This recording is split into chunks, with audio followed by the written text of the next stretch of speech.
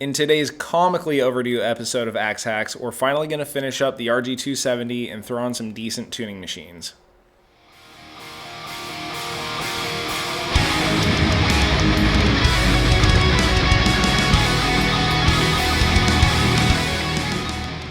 So then, it's been almost exactly 4 years since we did the last update on the green RG270 with the bridge. Today, we are going to be tackling the last real component that I was super dissatisfied with on this guitar, which is the very mediocre tuning machines. Okay, so let's dive right into it. First thing we're going to need to do is remove the locking pads off of the Floyd Rose style nut. Speaking of the pads, just a quick tip. A lot of people run into some confusion when it comes to the orientation of the slight pyramid shape on the top of these pads, whether it's supposed to be facing vertically. You can probably see that little pyramid shape kind of goes over like this. Whether it should be oriented vertically or horizontally, these should always be vertical. And the reason why is because you are clamping down 2 strings with each one of these, and each string is going to be a different gauge. So by making the top of it arced like that, when you put pressure down in the center of it with the head of the bolt, that allows the pad to tilt and still effectively clamp both strings regardless of the gauge of those strings. So that's the idea behind how those are designed. So let's get the strings off.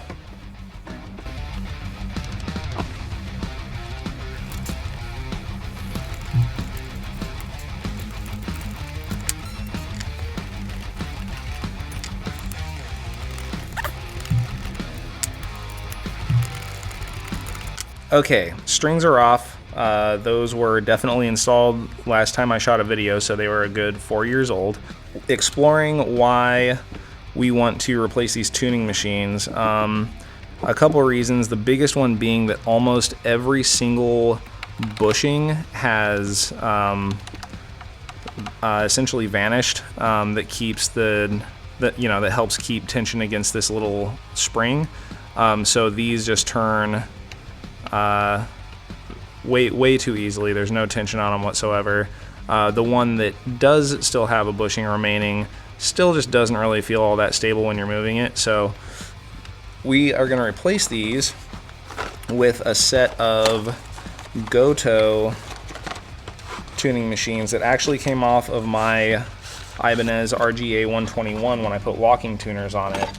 Now these are not locking, but because this guitar has a locking nut, I usually don't see a need to introduce redundancy of having locking tuning machines and a locking nut, so I felt like these were a good fit. Also, they are a color match to the bridge that we put on, being that black chrome color. So let's get the old tuning machines off. And for this, and actually a lot of this project, I'm going to be using this tool that I picked up from Music Nomad. I think it's called the Octopus tool or something. It has a whole bunch of really common guitar nut sizes here on the back end, and it's made out of composite, so it won't, it won't scratch into your hardware or your paint. These are all going to be 10 millimeter.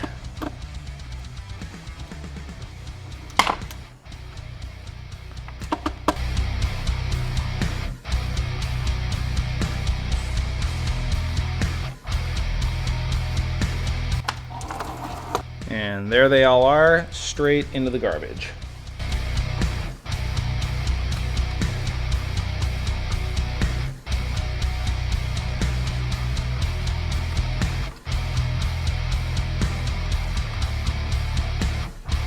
Okay, we got our old machines off, we got the headstock face cleaned up. So now what we want to do is turn it over and see what we're looking at in terms of the locator hole position for the tuning machines. Alright, so What we already have in the headstock are these two sort of like auto-locating holes that were matched up with pins on the backside of the original tuning machines here at the top. These new Gotohs don't have those, and instead they have this little tab for a screw to pass through. So what we'll need to do is, luckily these completely cover up the old locator pin holes. These new tuning machines, we will need to drill the locator hole for the screws, and that's part of the reason why I wanted to do this, because I feel like a lot of people run into this when they're swapping out their tuning machines for better quality. A lot of the time your locator holes aren't the same, and you have to kind of go through this process. And the bummer about it is when you get them all on there, if one of them's even slightly misaligned from the others, you can tell. It's super, super obvious. So I'm going to show you how to make sure they all line up perfectly and get them drilled appropriately. All right, so first thing we want to do is actually just temporarily mount all of them to the headstock with the mounting nuts.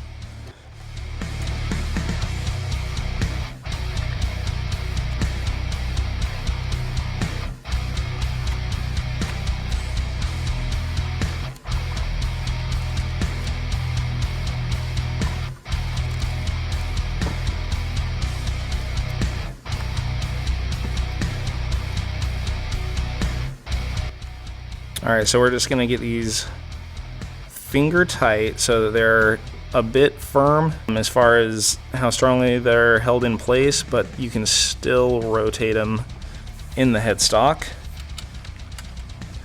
And for this next step, you need a small straight edge of some sort. You can use just a small right angle like I have. You could use a ruler, you could use a card scraper, whatever you have that you know is perfectly straight, and a mechanical pencil.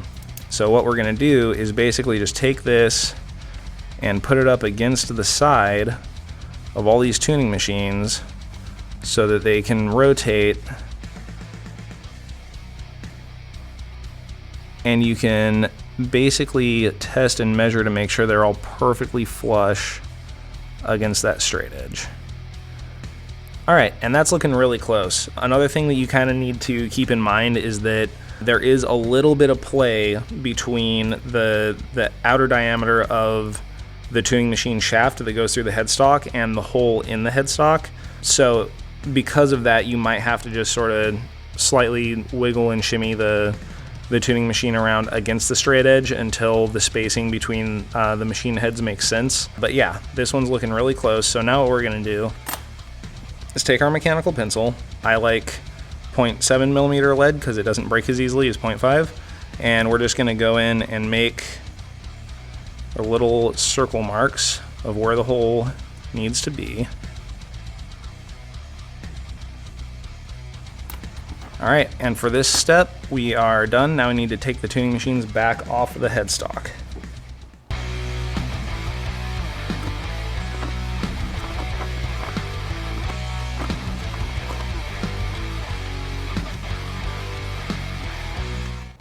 Okay, so now we have our headstock and all of our locator hole positions marked, tuning machines removed. So next thing you're gonna need is some sort of center punch or an awl.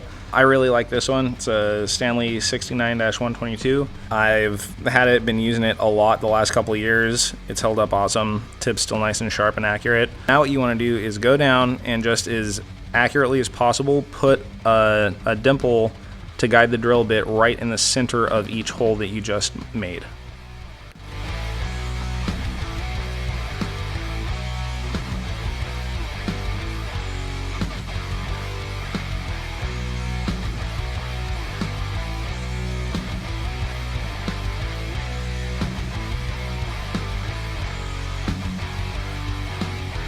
Okay. So that's all done. One thing you might have noticed as I was going through and making those dimples is that you're pretty much never going to get it right in the center on the first go, just because the way that wood grain works. It's always going to kind of shift the tip of the awl one direction or another. So I would suggest start with a light, not very deep divot, kind of see where that lands and use that to kind of massage the the wood into placing the divot right in the center once you get it a bit deeper. So all these are looking pretty darn accurate. All right, this next bit is pretty crucial so that you don't wind up with a hole that's too big or too small, and make sure you don't wind up with a hole that's too deep and just goes through the front of the headstock. So this is one of our tuning machine locator screws right there, and what we're going to do is use the diameter of the screw as a guide for what bit we're going to use to drill. So right now I have a 1/16 drill bit, which typically works pretty well for all headstock mounting holes, but you know, you always want to double check. So I don't know if you're going to be able to see that on camera, but if you place the drill bit right in front of the shaft of the screw, you can still just barely see the threads sticking out on both sides. And what that means, just kind of in a quick reference, is that the bit is a good size to take out the same amount of wood that the shaft of the screw needs to occupy, but the threads will still be able to dig into the walls around it. So we're going to go ahead and use the 1/16 bit. And then the other thing that we need to do is mark the depth on the bit so that we only drill as deep as necessary. So we don't need to drill as deep as the screw itself because it's going to be going through this tuning machine tab first. We're just going to take a small piece of tape, put our bit up next to the screw, and then just mark. Don't know if I'll be able to do this on camera, but just mark on the bit so that you know to stop at the same depth of when the screw will be fully seated. Just like that. So for a job like this where you're just drilling 6 small, not very deep holes, it's fine to just use a bit of masking tape, leave it kind of hanging off like a flag, and then it's easy to tear off when you're done. You could also just mark it with Sharpie, you know, whatever you have on hand to visually mark the depth of the bit. Okay, now we have our drill bit mounted up, and we're just gonna go down and drill each hole as perpendicular as possible to the face of the back of the headstock.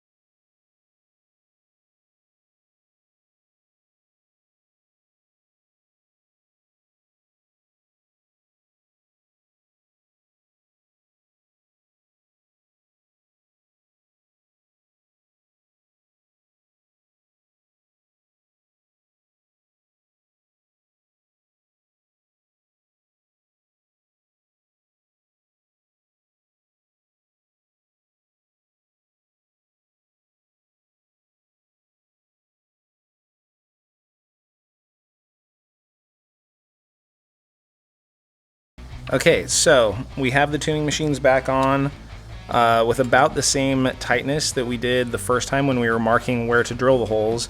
Now that we have the holes, we want to be able to move and adjust the final position of the machines so the holes all line up, and then we're going to just run our locator screws into the headstock. Okay, and one thing that I have found to be super helpful when installing these small tuning machine locator screws, be it Gotoh or Hipshot or whoever, is, you know, the process of finding a Phillips tip that really fits them properly. Most seem to be a little too big or a little too small, which is going to wind up stripping the head of the screw. I think Music Nomad, this is not an ad for them, I promise, but really did their research and found kind of a magical profile for the tip of their Phillips driver that fits these just awesome. And so when you're driving these in, you know, you don't want it to really crank down on that tab, because these are not responsible for holding the tuning machine in place. They're just responsible for preventing it from rotating once string tension is pulling on the post on the other side. So you want to get these in, get them, you know, get the head down to the surface of the tab, and then give it maybe another third, you know, quarter to a third turn. You really don't want to go super, super tight on these. Okay, already looking way better than the stock ones, even with the remaining chrome retainer bar and nut. So last thing that we want to do is tighten these down again with our octopus tool here on the 10mm. Another thing that's great about this is it won't let you over tighten these. You know, if you took just a standard socket or wrench to these, you can get them super, super tight, way tighter than necessary. You'll end up cracking the paint and depressing the wood, and it's just going to be a big mess. This sort of prevents you from putting yourself in that situation. So just because it's composite, this will strip before this gets too tight. So you kind of just want to get it down and get each one snug, and that's all the tighter they need to be. These do not need to be, you know, set to a specific torque setting or anything. Just get them snug and you're set. And that's it. We have new tuning machines. All right, so for restringing this guitar, I'm gonna rotate these. Since these are not locking tuners, I'll show you guys the way that I usually like to kind of gauge how much string to wrap around each one. It's just kind of the way that I've always done it. And first I always rotate the post so that the hole is going in line with the strings coming off the neck.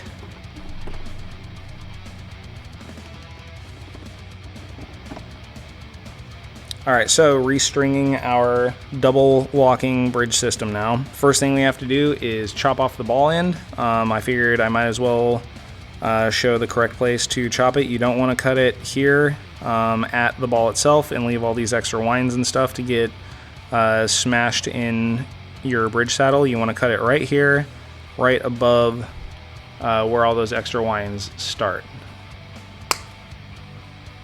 So that way we just have a nice uniform gauge of string all the way down. Okay, so for restringing, I have the other end of this clamped into the bridge saddle now, and we're gonna feed this through the nut, under the retainer bar, and through this first tuning machine. And then as for where to cut it to a place to start winding, I usually just bring it up to where the next tuning machine up is. Cut it right there.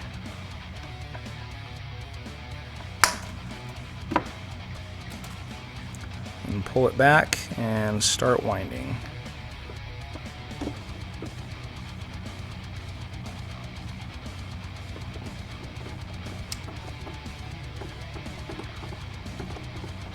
It's also worth noting that I'm doing all this with the locking bridge set level with the, I forget what FU Tone calls it, the trim setter. Not a tremolo, but you know, essentially the bridge is blocked level, so it's not diving down, and this isn't having to compensate for pulling the springs back up to level. It's just already level, which is why restringing using this length makes sense.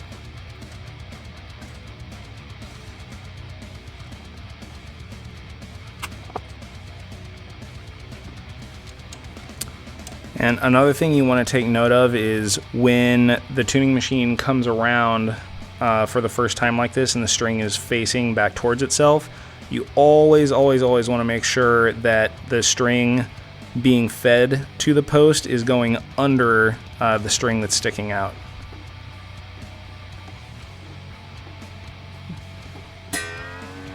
Just like that.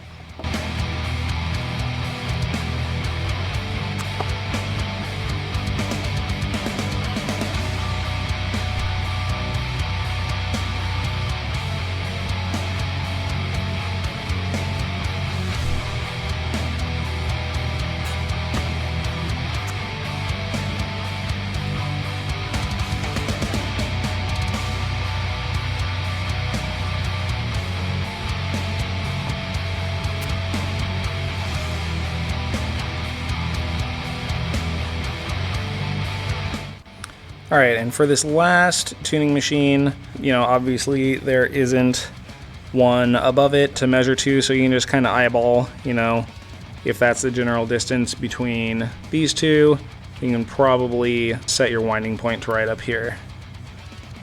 Pull it back, hold it in place with your finger.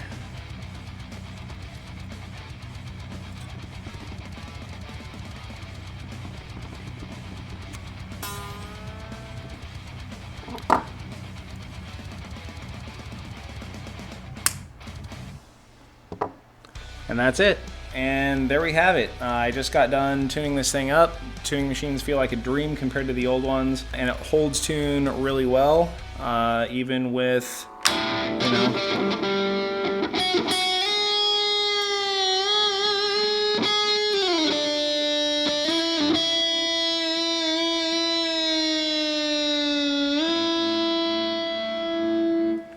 comes back to pitch really reliably. So originally, this guitar was set up to be kind of a pretty unconventional single locking system. Technically right now, this is a single locking system because it's only locked at the bridge end. In stock form, this guitar is only locking at the nut end. So, you know, throughout this video series, we replaced the bridge. So this is now a locking bridge. Also, correction from earlier, the FU tone unit that we installed last episode is simply called a trim stopper. It doesn't have a special fancy name or anything.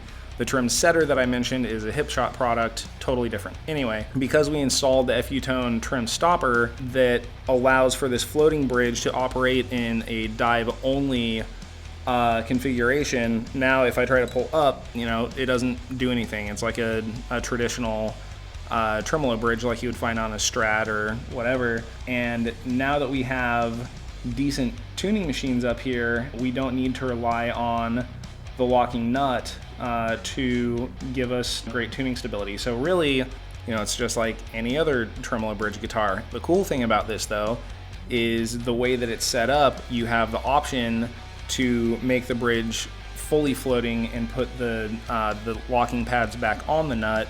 Then it's like a real Floyd Rose setup. You can do flutters, you can do, you know, you can raise the pitch, you can do whatever. So it's now set up to be a really versatile instrument. It sounds great.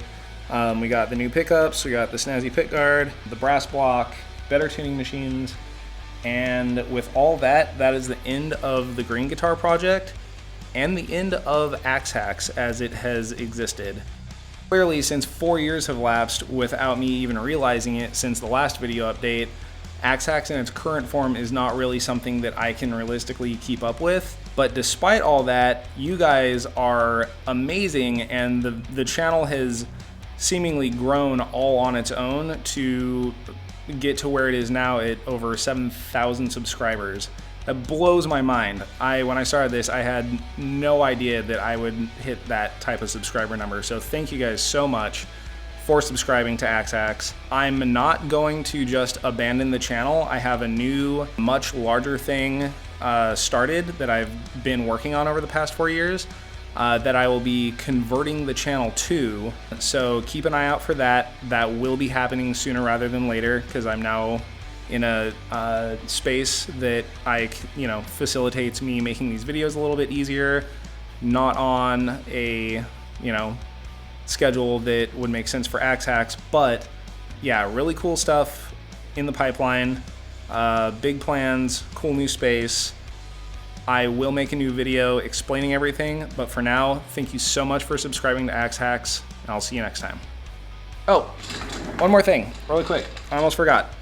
I wanted to mention the fate of the 270 here.